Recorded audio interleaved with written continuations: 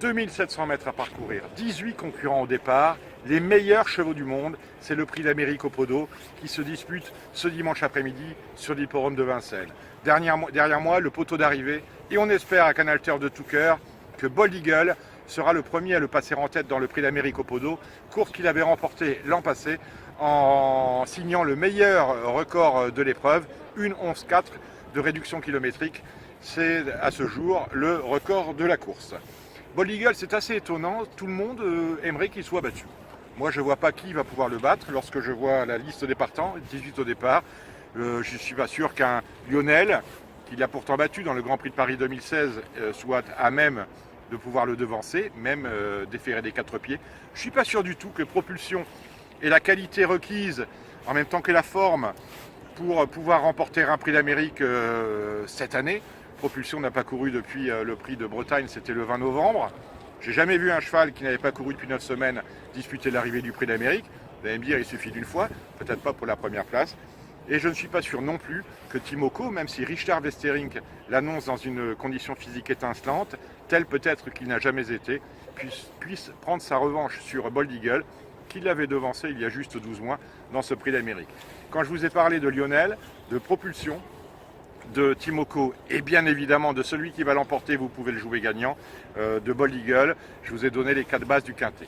Quintet qui a l'air assez facile, mais qui peut être 4e ou 5e éventuellement pour accompagner nos 4 bases dans le champ réduit. Et bon, on va descendre les partants.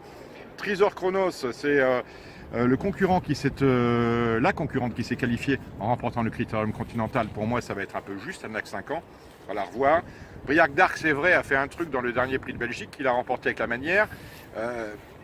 Thierry Duval d'Estaing, son ancien entraîneur auparavant, vous vous en souvenez, il était entraîné par Franck Kahn, a repris l'entraînement depuis le début, comme si le cheval débutait avec lui. Il a tout repris à 0, ça porte ses fruits, mais il me semble encore un peu juste, me semble-t-il, par rapport au plateau auquel il est opposé cette fois, pour discuter l'arrivée d'un prix d'Amérique. Colmy Keeper avec Pierre Vercuis, c'est une chance tout à fait correcte, il peut tout à fait se classer 5e.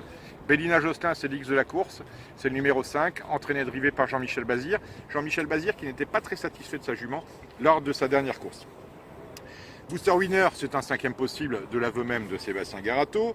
Nous avons Princesse Griffe, déférée des 4, elle est toujours percutante, mais là on hausse ses niveaux. On se souvient que Princesse Griffe s'était qualifiée dans ce prix d'Amérique en terminant 3e d'une des épreuves préparatoires. Anamix, alors Anamix c'est l'inconnu, elle avait gagné le prix de Bretagne, perdant beaucoup de terrain au départ, perdant près de 20 mètres. La course n'avait pas été assez rapide. Trop rapide, de ce fait-là, elle avait pu revenir sur le peloton et puis faire sienne la course. Mais à mon avis, dans un prix d'Amérique où ça va trotter 12 et fractions, ça va être compliqué. Bird Parker, attention à Bird Parker. Finalement, on aurait aussi pu le prendre en base, ce Bird Parker, qui vient de très bien courir dans un prix de Cornulier. Et généralement, les chevaux qui viennent de courir à la télé sont un peu ouverts. Lui n'a pas forcé son talent pour se classer 5e. Pour moi, c'est une première chance. Hakim du Cap-Vert n'a rien montré l'hiver, je le laisse de côté. J'aime bien le numéro 12, Wild Honey, qui vient de se classer 3e, ce qui lui vaut d'être au départ de ce prix d'Amérique du prix de Belgique. C'était sa première course à Vincennes. Attention à elle. On ne peut rien reprocher à Voltigeur de Myrte finalement. Il avait terminé 2e d'Open Quick il y a 2 ans. C'est une chance tout à fait intéressante. On attendait beaucoup mieux d'Oasis B, qui s'était classé 3e de cette course en passé. On notera qu'Oasis B était rentré dans le prix de Belgique directement avec Pierre Vercuis. On attendait qu'il court bien, ça n'a pas été le cas. Et Pierre Vercuis a eu le choix des montes. Finalement, il délaisse Oasis B pour se mettre en selle sur sulky de l'un des 4 pensionnaires de Daniel Reden, en l'occurrence Colmy Keeper. Ça veut peut-être dire que Oasis B, c'est pas si bien que ça. Univers de Pan, eh bien, touche le Graal là, puisque le rêve de Philippe Dauvergne, c'était de courir un prix d'Amérique avec ce cheval-là. On y est, mais le cheval ne nous a absolument rien montré. On le laisse de côté. Thiego Détang, il est totalement à côté de la plaque, il reste ferré. L'intérêt de la prestation de Thiego Détang, c'est qu'il permet à Charles Bijon de driver son premier prix d'Amérique. Charles Bijon, qui est le fils de l'entraîneur Christian Bijon. Charles, qui n'a que 24 ans. Et puis, Bold Eagle base, Timoko base. Donc, on sait à peu près tout.